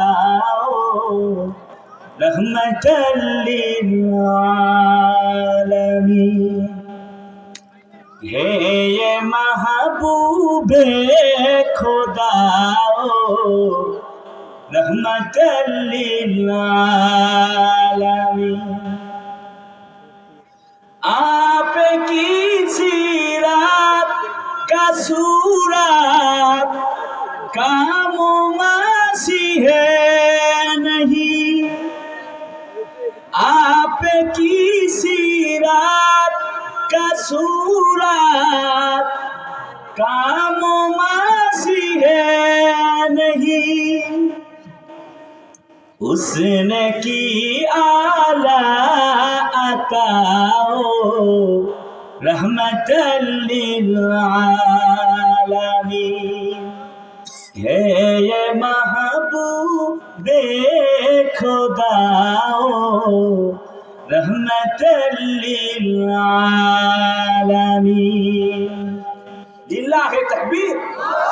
বন্ধুরা, যে চাদরগুলি ব্যাগগুলি খুব দ্রুতই মঞ্চে জমা দিবেন, আবার কথা শুরু হচ্ছে। আপনারা আছেন না? না, লিল্লাহে তাকবীর। আরেকটু জোরে লিল্লাহে তাকবীর। এখন কি কাজের দিন চলছে? কাজের দিন চলছে? আচ্ছা, কাজের দিন চলছে, ওই জন্য কিছু মানুষ গিয়ে ঘুমাচ্ছে। আপনারা কি চলে যাবেন? একটু আল্লাহর রাস্তে বসুন। বন্ধুরা, রাজনীতি নয়, আল্লাহর কোরআনের নীতি বলছি, বর্তমান সমসাময়িক প্রেক্ষাপট যা বলছে একটু গভীর মনোযোগ, একটু গভীর মনোযোগ দিতে হবে। আল্লাহর কোরআন চেষ্টার জন্য যারা চেষ্টা চালায় না কায়েমের জন্য, আল্লাহর কসম তারা মুনাফিক। কথা কয় না? একটু আওয়াজ দিয়ে বলা লাগবে, চিল্লায় বলতে হবে, ঠিক কিনা? আমরা গভীর দুঃখের সহিত লক্ষ্য করেছি আল্লাহর এই ইসলামকে বাংলার মাটিতে কায়েম করার জন্য কারা কারা চেষ্টা চালাতে চায় আর কারা কারা চেষ্টা চালায় না। আপনারা দেখেন নাই? আরে চিল্লা করা, দেখছেন কি দেখেন নাই? আমি এ কথা স্পষ্ট সুরে, স্পষ্ট ভাষায়, দ্ব্যর্থহীন ভাষায় বলতে চাই, আল্লাহ তাআলা দিয়েছে কোরআন আমাদেরকে জমিনে বাস্তবায়ন করার জন্য। কিন্তু গভীর দুঃখের সহিত লক্ষ্য করা যাচ্ছে কিছু মানুষ ইসলাম কায়েম করার পক্ষে তো নাই, বরং যারা ইসলাম কায়েমের পক্ষে কাজ করছে তাদের বিরুদ্ধে ফতোয়া লাগাচ্ছে। আরে ভাই কথা বলে না, একটু চিল্লায় বলতে হবে, ঠিক কিনা? আমি বলতে চাই, আমিরে হেফাজত মহোদয় তিনি বলেছেন যে জামাতি ইসলামকে ভোট দেওয়া যাবে না। তিনি আমাদের উস্তাজুল মুকাররম। এখানে কে কওমি, কে আলিয়া, কে আওয়ামী লীগ, কে বিএনপি আমি দেখতে চাই না। আমরা আমিরে হেফাজত মহোদয়কে জিজ্ঞেস করতে চাই, উস্তাদ হুজুর, জামাতি ইসলামকে ভোট দেওয়া যাবে না বুঝলাম, তাহলে কাদেরকে ভোট দেওয়া লাগবে? আপনার মুখ থেকে আমরা একটু শুনতে চাই।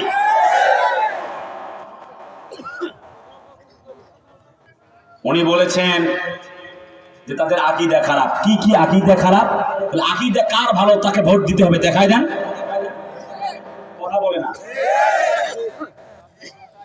গতকাল আরেকটি বক্তব্য উস্তাদ দিয়েছেন, যে আমরা মদিনার ইসলাম মানি আর জামাতি ইসলাম মানে মওদুদির ইসলাম।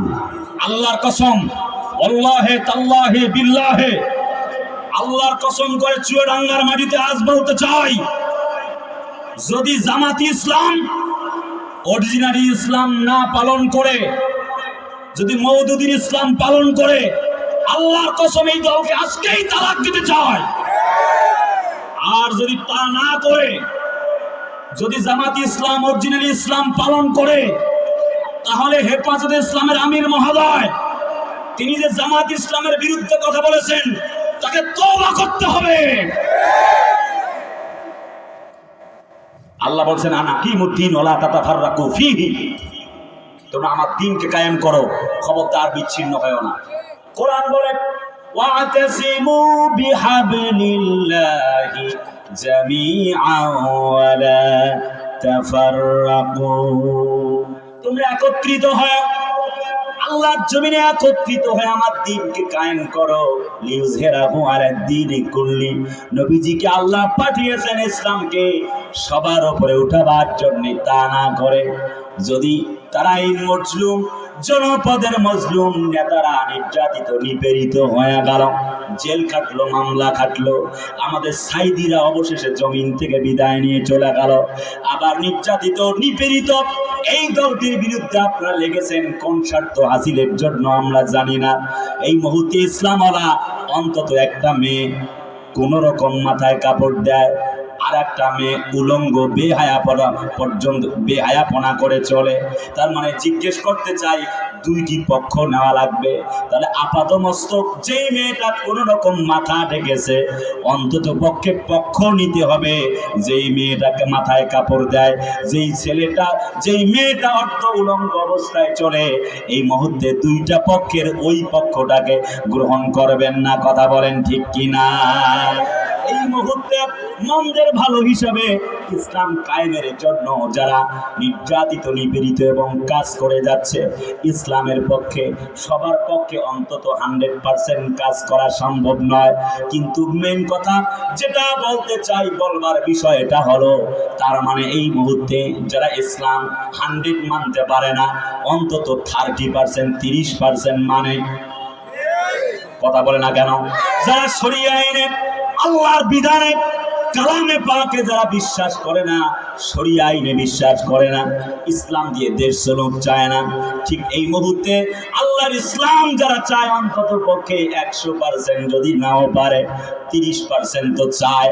তার মানে এই মুহূর্তে উচিত ওয়াতাসিমু বিহাবলিল্লাহ, আল্লাহর জন্য এক হয়ে ওই দলের সঙ্গে শরীক হয়ে কাজ করা। কোন কোন আকীদা খারাপ সেগুলি মুরব্বী হিসেবে দায়িত্ব পালন করে, আমাদের মুরব্বী মাতা পিতা হিসাবে আমাদের সন্তানের মতো ভুলগুলি ধরিয়ে দিয়ে আমাদেরকে মুরব্বীর দায়িত্ব পালন করে শোধরে দেওয়া, তা না করে নির্দিষ্ট কোনো দলের জন্য যদি এজেন্ডা বাস্তবায়নের জন্য মাল খেয়ে যদি পক্ষপাতিত্ব করা হয়, আল্লাহর কসম বাংলার মাটিতে এমন আগুন জ্বলবে, এই আগুন নেভাতে পদ্মা মেঘনার পানি দিয়ে ওই আগুন নেভাতে পারবেন না।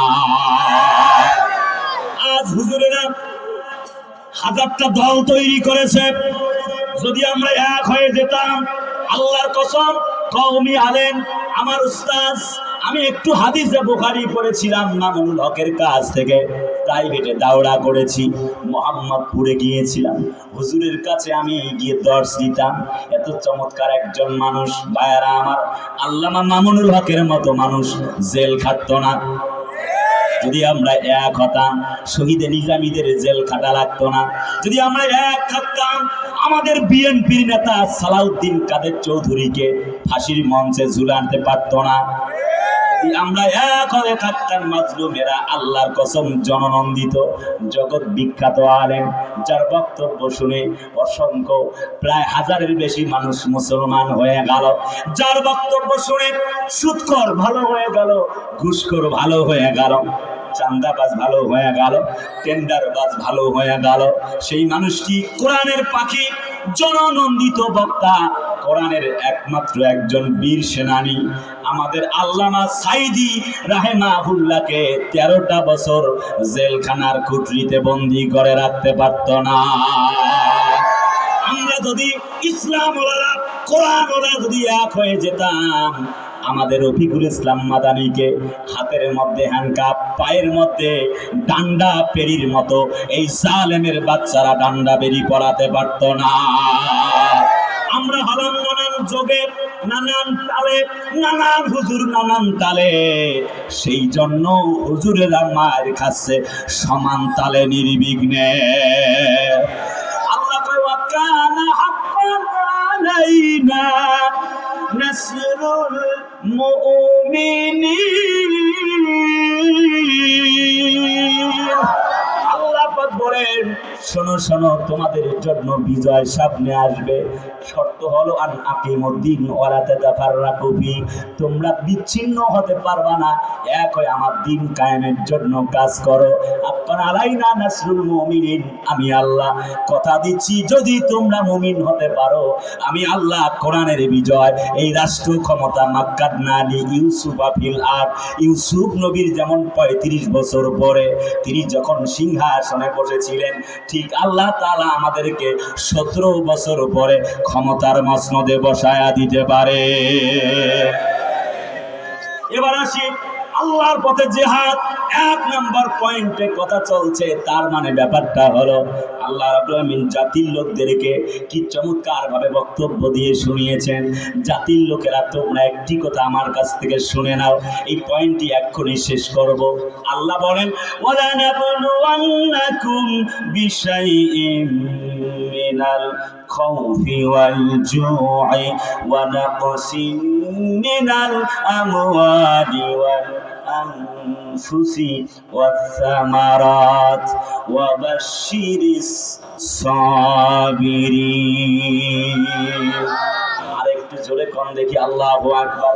আল্লাহ রাব্বুল আলামিন কোরআন শরীফে বলছেন, তোমাদেরকে ভয়, ভীতি, ক্ষুধা, সন্তানাদি, সম্পদের ক্ষতি, তোমাদের শরীরের ক্ষতি, জানমালের ক্ষতি দিয়ে আমি আল্লাহ তোমাদের পরীক্ষা করব জিহাদকারীদেরকে।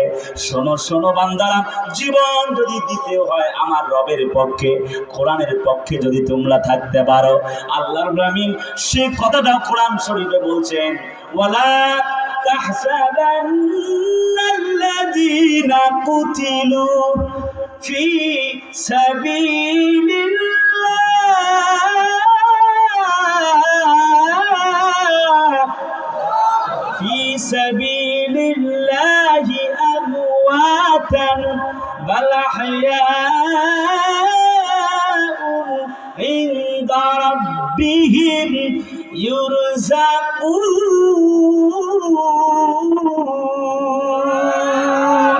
আল্লাহ বলেন, তোমরা যদি শহীদ হয়ে যাও, আমার রাস্তায় যদি জিহাদকারী হয়ে যাও, 1 নম্বর পয়েন্ট চলতেছে, জিহাদকারী যদি হও আল্লাহর বন্ধু হবা।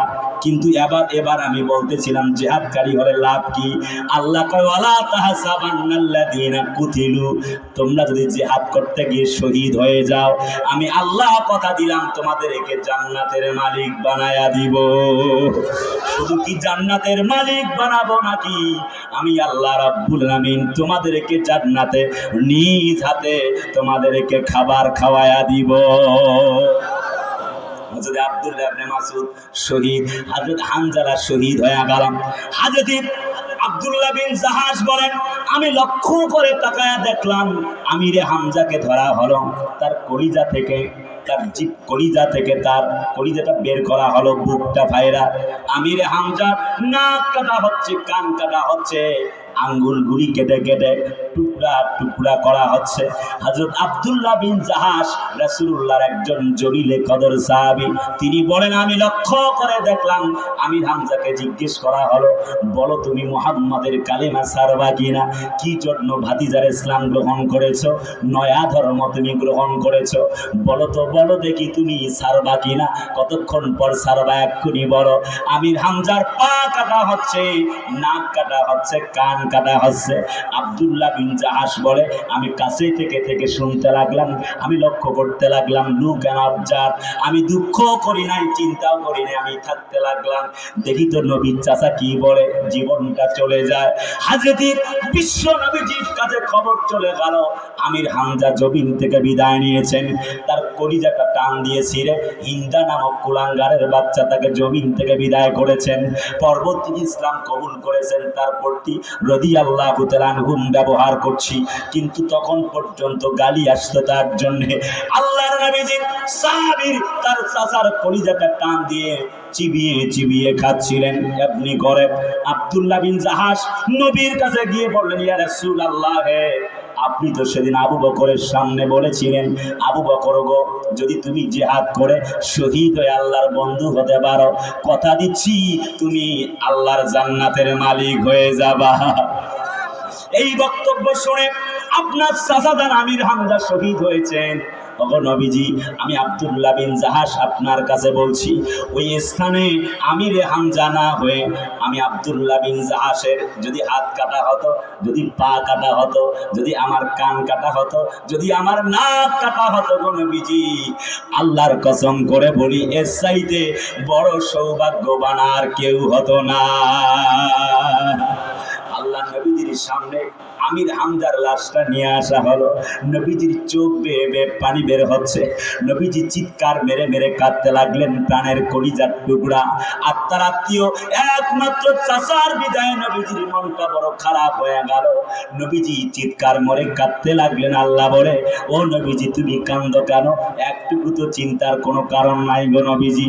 তুমি কি জানো না, ওয়াল মুস্তাদাফিনা মিনার রিজালি ওয়ান নিসাই ওয়াল বিলদান আল্লাযীনা ইয়াকুলুনা রাব্বানা আখরিজনা মিন হাযিহিল ক্বরিয়াতি যালিমি আহলুহা ওয়াজআল লানা মিন লাদুনকা ওয়ালিয়্যা ওয়াজআল লানা মিন লাদুনকা নাসীরা। তুমি কি পড়ো নাই সূরা নিসার ৭৫ নম্বর আয়াত?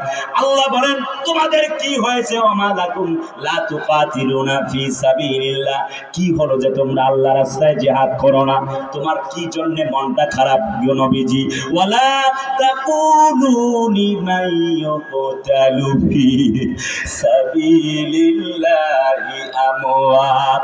ও নবীজি হাবিব, একটু টেনশন নাই, বাতিল সে দবনে হরে, বাতিল সে দবনে হরে, আয়া সেমা নেহি হাম সবর কার ঝুকা হে তু ইমতিহা হামারা। ও নবী গো, আবহমান কাল থেকে আজও পর্যন্ত বাতিল শক্তিরা ইসলামের পক্ষে বাধা হয়ে দাঁড়িয়েছে। তোমার চাচা বিদায় নিয়ে গেল, তুমি মনে করো ইসলামটা তোমার হয়ে গেল।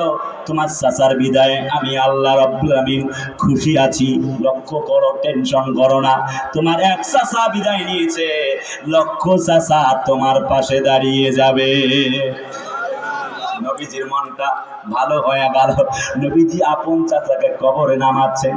দেখেন, পা কাটা, হাত কাটা, নাকটা কাটা, কান কাটা। দয়ার নবীজি আমার কলিজার টুকরা নবীজি তার সঙ্গে থাকা কাপড় দিয়ে ঢেকে দিচ্ছেন। নবীজি আর ঘাস এবং গাছের লতা পাতা দিয়ে ঢেকে দিচ্ছেন। নবীজির চোখ বেয়ে বেয়ে পানি পড়ছে। জলিলে কদর সাহাবী হযরত আব্দুল্লাহ বিন জাহাশ বলে, আমি লক্ষ্য করে তাকায়া তাকায়া দেখলাম নবীজির চোখের পানিগুলি তার চাচার এই গালে, ঠোঁটে আর মুখের উপরে পড়তেছে। হযরত আব্দুল্লাহ বিন জাহাশ বলেন, ইয়া রাসূলুল্লাহ, ইয়া হাবিবাল্লাহ, এই মুহূর্তে আমি লক্ষ্য করে মনটা বড় বেজার করে বলছি, আপনার চাচার চোখের উপরে, মুখের উপরে, ঠোঁটের উপরে, গালের উপরে আপনার দেয়া আল্লাহর পবিত্র নিয়ামতের চোখের পানিগুলি পড়তেছে। আল্লাহর কসম, আমির হামজার জন্য জাহান্নামের আগুন হারাম হয়ে যেতেছে। ওয়াকানা হাক্কান আলাইনা নাসরুল মুমিনিন।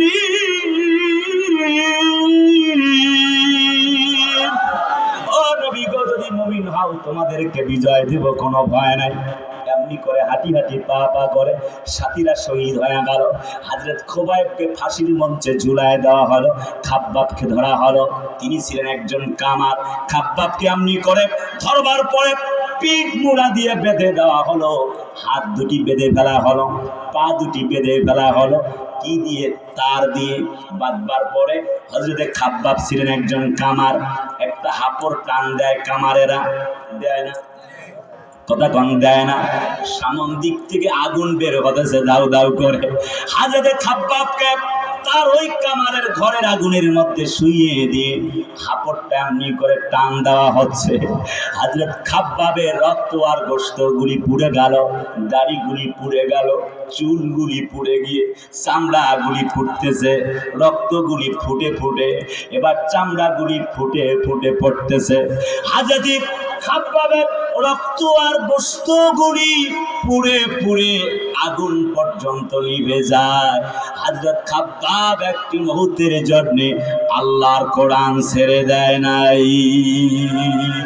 ওমা নাকামু মিনহুম ইল্লা আইয়ুমিনু বিল্লাহিল আজিজিল হামিদ। আল্লাহ বলেন এই সমস্ত মানুষদের কোনো অপরাধ ছিল না, একটি অপরাধ আল্লাহর জমিনে আল্লাহর দ্বীন কায়েমের জন্য কথা বলা, দ্বীন কায়েমের জন্য কাজ করা। প্রাণের নবীজি, দয়ার নবীজি এমনি করে বক্তব্য দিচ্ছেন, সাথীরা বলেন ইয়া রাসূলুল্লাহ যদি শহীদ হই কি পাবো?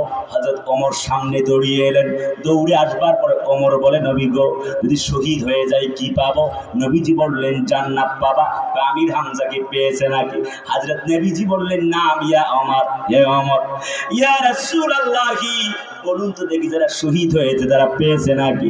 হযরত ওমর এমন কথা বলবার পরে নবীজি বললেন তোমার কি বিশ্বাস হয় না?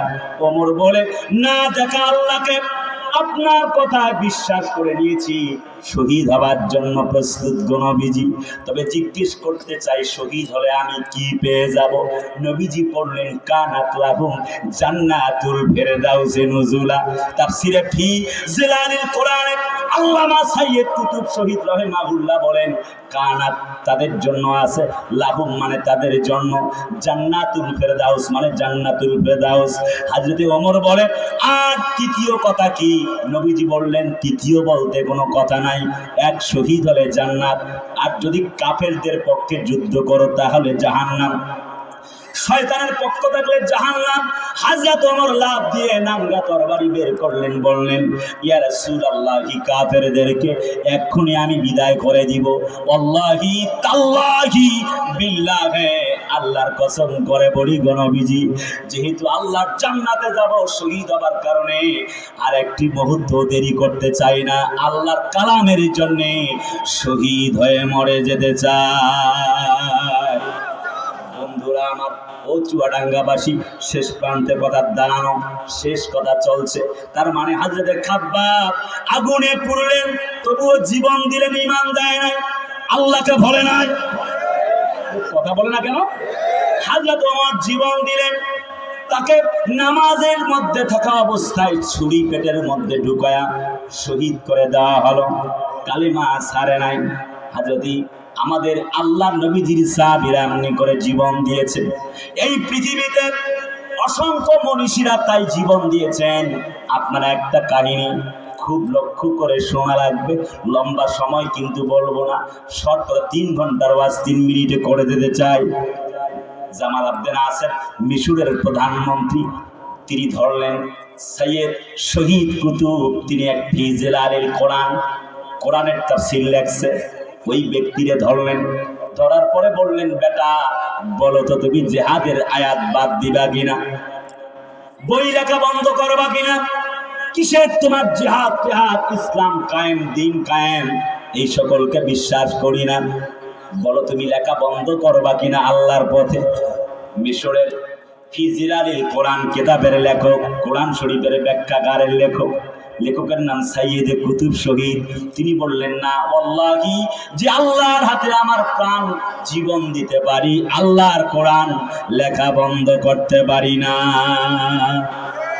ধরা হলো, জেলে বন্দি করে দেওয়া হলো, ঘরবদ্ধ করে কিছুক্ষণ পরে পেটনি শুরু হয়ে গেল, শরীর থেকে রক্ত ঝরে, ইসলামকে ছেড়ে দেয় না, আল্লাহকে বন্ধু রূপে গ্রহণ করে জিহাদকারীদের অন্তর্ভুক্ত হয়েছেন কলমের মাধ্যমে। শুনতেছেন নাকি? কিছুক্ষণের মধ্যে একটা পাগলা কুত্তার দল তার জেলখানার ভেতরে ঢুকায় দিয়ে দরজা লাগায় দেওয়া হলো, জানালাটা খুলে ফাঁস দিয়ে একটু দেখা হবে কেমনে কি হতেছে, কিভাবে খাইতেছে। আল্লাহর বান্দা সাইয়েদে কুতুব শহীদ সেই আল্লাহর জেলখানার ভেতরে নামাজ আদায় করছে। কিতাবের মধ্যে পেয়েছি আল্লাহর বান্দা নামাজ আদায় করছে, আর আল্লাহর সৃষ্টি কুত্তাগুলি তাকে পাহারা দিতেছে। আলা ইন্না নাসরাল্লাহি করিব। বন্ধুরা, আমি যাব না, সময় নাই সেই দিকে। তার মানে 1 নাম্বার পয়েন্ট, আল্লাহর বন্ধু তারা, জিহাদ করবে যারা। সুবহানাল্লাহ কয় না কেন? 2 নাম্বার পয়েন্ট, আল্লাহ পাক বলেন ইন্নাল্লাহা মা'আস সাবিরিন।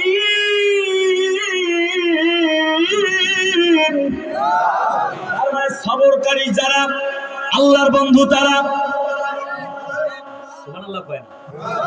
শেষ কথা চলতেছে, একদম লম্বা। তার মানে যুগে যুগে নবী আলাইহিমুস সালামগণ জিহাদ করেছেন, সবর করেছেন, জীবন দিয়েছেন, একটি মুহূর্তের জন্য আল্লাহর কোরআন ছেড়ে যায় নাই। সবর করেছেন সাথীরা, নবীরা, সাহাবে আজমাইনরা, আম্বিয়া আলাইহিমুস সালামেরা। সুবহানাল্লাহ বলতে ইচ্ছা করে না? আহা, হযরত নবীজি সাহাবী বেলালকে ধরে বলা হলো তোমার সবরের একটু ধৈর্য নিতে, পরীক্ষা নিতে চাই। কয় না, উত্তপ্ত বালিকণ আমি দিয়েছিলাম, খালি পায়ে হাঁটতে পারবেন না, শুইয়ে দিয়ে বড় বড় পাথর চাপা দিয়েছে। বেটা, তুই না বলছিলি খুব সবর করবি ইসলামের জন্য? হযরত বেলাল বলেছিলেন, শোনো, লাত মানাত উজ্জা দেবীর তোমরা গোলামি করো, তোমরা আমার ভাষা বুঝবা কেমনে? 2টি পাথর মাত্র তুলে দিয়েছো, এতটুকুতে তোমরা আমার সবরের পরীক্ষা নিতেছো। যদি মক্কা নগরীর সমস্ত পাথরগুলি যদি আমার বুকের উপরে চাপা দিয়ে দাও, আমি বেলাল তোমাদেরকে একটি কথা ঘোষণা করছি, জীবন দিতে পারি, আল্লাহকে বন্ধু থেকে ভুলে যেতে পারি না। বুঝতেছেন? বুঝতেছেন? সবর কারে বলে? আরে আল্লাহ সবরের ব্যাখ্যা চলছে। আল্লাহ কি বলছে? ইসবিরু ওয়াসাবিরু ওয়ারাবিতু ওয়াত্তাকুল্লাহ। আল্লাহ কি বলছে? আরেকটু নিচে যাচ্ছি। হযরত সুহাইব রুমি, তাকে সবরের পরীক্ষা নেওয়া হলো। এত এত সম্পদ, মক্কা নগরীর মধ্যে 10 জনের একজন। সুবহানাল্লাহ বলবেন না? সাহাবীর নাম সুহাইব রুমি। নবীজির হিজরতের কথা শুনে উনিও দৌড় মারছে, নবীজির দেখা করার জন্য মদিনায় যাবে। প্রায় 500 কিলোমিটার, কিছু কম। পথে ধরে ফেলছে কাফেররা। বেটা, হু আর ইউ? তুমি কে? What's your name? আনা সুহাইব রুমি, ইসমি সুহাইব রুমি, আমার নাম সুহাইব রুমি। কয় বেটা দাঁড়া, তোর এতগুলি সম্পদ সব রেখে মুহাম্মাদের কালমার জন্য যাস, তোর লাভটা কি? হযরত সুহাইব রুমি বলেন, আমাকে যেতে দাও, তা না হলে তীর নিক্ষেপ করা শুরু করব। এবার কাফের বেঈমানরা বলে, তোমার মুহাম্মদকে ধরে সেখানটা আমরা মদিনার মাটিতে বেঁধে রেখেছি, তুই গিয়ে কি করবি? তোরেও এক্ষুনি আমরা হত্যা করে ফেলবো। হযরত সুহাইব রুমি রাদিয়াল্লাহু তাআলা আনহু বলেন, তোমরা যদি বেঁধে রাখতে চাও বেঁধে রাখতে পারো, তবে এই কথা মনে রাখো, আমার যদি ধৈর্যের বাঁধ ভেঙে যায়, আমি হলাম আসল যোদ্ধা, তোমরা আমারে চেনো। আমি তোমাদেরকে তীর নিক্ষেপ করা শুরু করব, একটা একটা করে, যতক্ষণ পর্যন্ত তীর নিক্ষেপ করতে পারি, তীর নিক্ষেপ করে তোমাদেরকে জাহান্নামে পাঠায়া দিব। অতঃপর আমি আল্লাহর জন্য শহীদ হয়ে কবরে চলে যাব। রে শোনো, জীবন দিতে পারি, আল্লাহকে দিতে পারি না। তাফসীর ইবনে কাসিরে আসছে যে জীবন দিতে পারি, আল্লাহরে দিতে পারি না। মানে সুবহানাল্লাহ কি বলবেন না? কাফেররা বলে আল্লাহকে দিবা কেমনে? বলে আমার সমস্ত সম্পত্তি দিতে পারি, কিন্তু আল্লাহরে ছাড়তে পারি না। আবু জেহেল বলছে, পরীক্ষা নেওয়া দরকার তোমার সবরের, সমস্ত সম্পত্তি লিখে দাও। মুখ দিয়ে বলছি না, ডাইরেক্ট খাতা কলমে কাজ করো। এখন হযরত সুহাইব রুমি বলেন, খাতা কলম দাও, আমার সবরের পরীক্ষা তোমরা নিতে চাও, তোমরা তো একটা বেয়াক্কল মক্কা নগরীর যতগুলি সম্পত্তি আস্থাবর যতগুলি সম্পত্তি দেখতে পাওয়ার যা পাওনা সমস্ত সম্পত্তি আমি ও কাফের তোমাদের নামে লিখে দিলাম। ইসবিরু ওয়াসাবিরু ওয়ারাবিতু ওয়াত্তাকুল্লাহ লাআল্লাকুম তুফলিহুন। আল্লাহ বলেন তোমরা ধৈর্য ধরো, ধৈর্যের প্রতিযোগিতা করো, আশা করা যায় তোমরাই জয়লাভ করবে। একবারে শেষ প্রান্তে কথার দাঁড়ানো, বাকি পয়েন্টগুলি আশা করে নিয়ে গেলে কাজে লাগবে। ব্যাখ্যা দিব না, জাস্ট সংক্ষেপ করে বাকি পয়েন্টগুলি বলবো।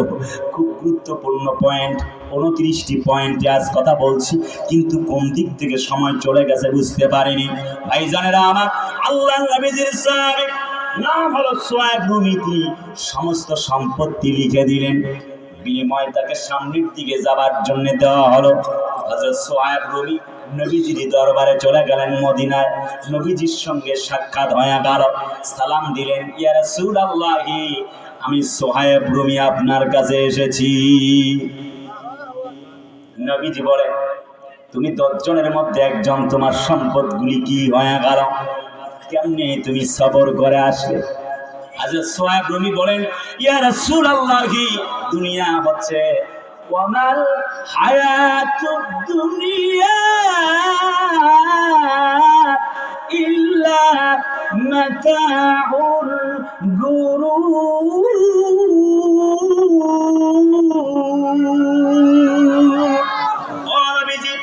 দুনিয়া হচ্ছে একটা খেল তামাশার বস্তু।